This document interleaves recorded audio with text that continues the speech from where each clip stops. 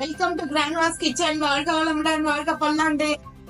இன்னைக்கு storage tip, அதாவது கொத்தமல்லியை எப்படி ப்ரிசர்வ் பண்ணி வைக்கலாம்னு சொல்லிட்டு நான் சொல்கிறேங்க.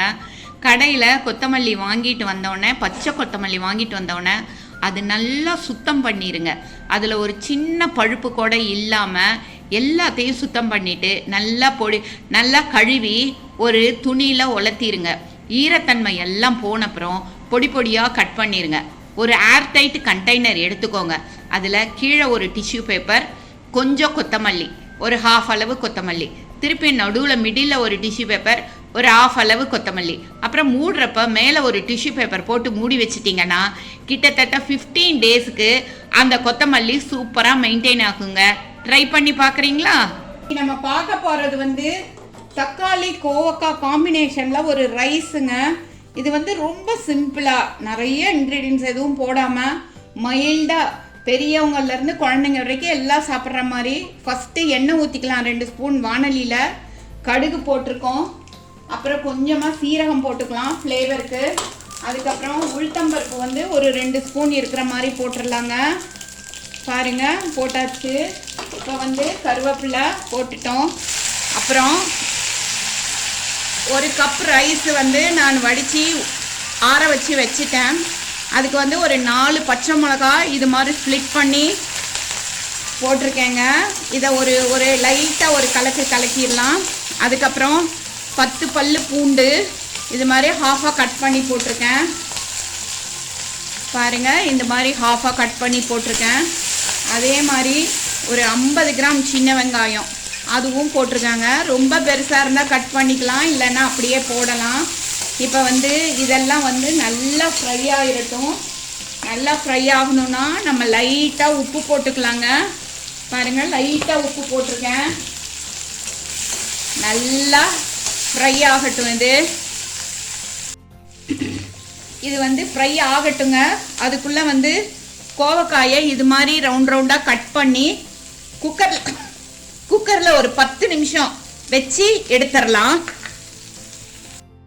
இப்போ இது கூட மீடியம் சைஸில் தக்காளி கட் பண்ணியிருக்கேன். அதை போட்டுடலாம். நல்லா பொடியாக கட் பண்ணிக்கலாம், சீக்கிரமாக ஃப்ரை ஆயிரும்.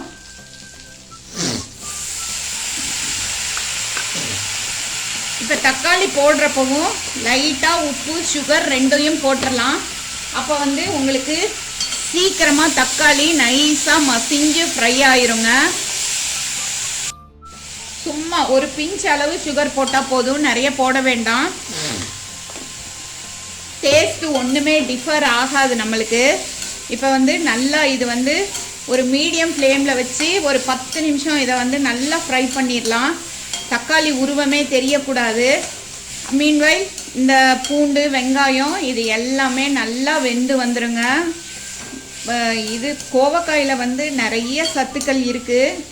அதனால் நம்ம சாம்பார்லேயோ கூட்டுலேயோ இது மாதிரி ரைஸ் செய்கிறப்போவோ போட்டோம்னா அன்னைக்கு தேவையான ஒரு சத்து நமக்கு நல்லா கிடச்சிரும்.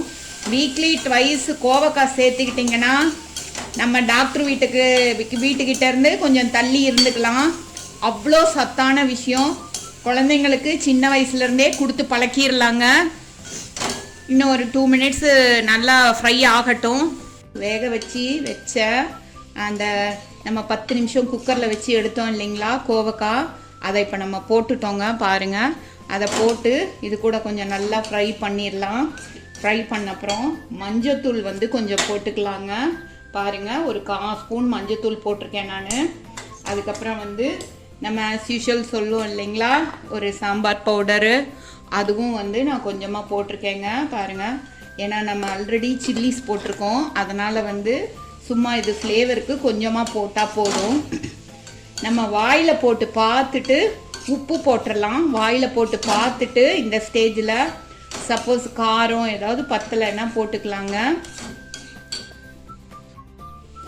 இது கூட கொஞ்சம் ரெட் சில்லி பவுடரும் போட்டுக்கலாம். நம்ம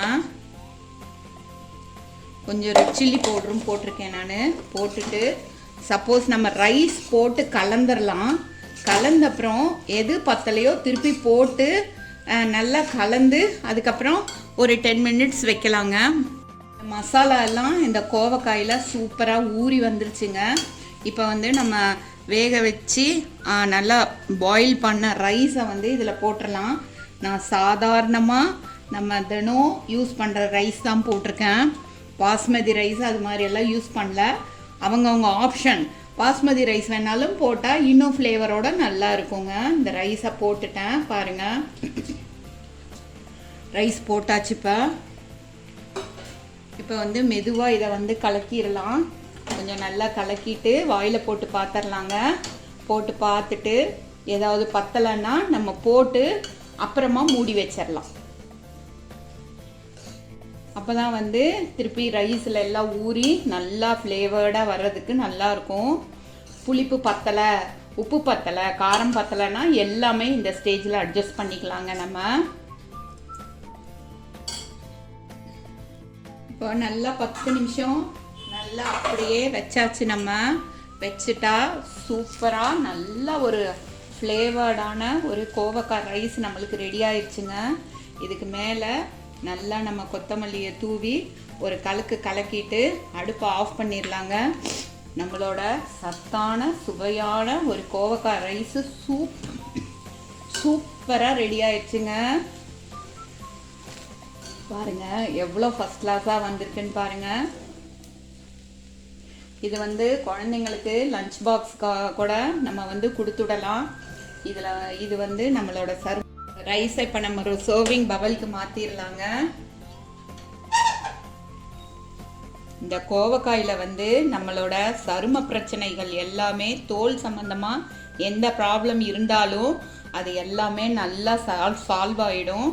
அதே மாதிரி வந்து நம்மளோட தோல் வந்து பளபளப்பாக வச்சுக்கிறதுக்கு யூஸ் ஆகும். நீர் சத்து நிறைய இருக்குது.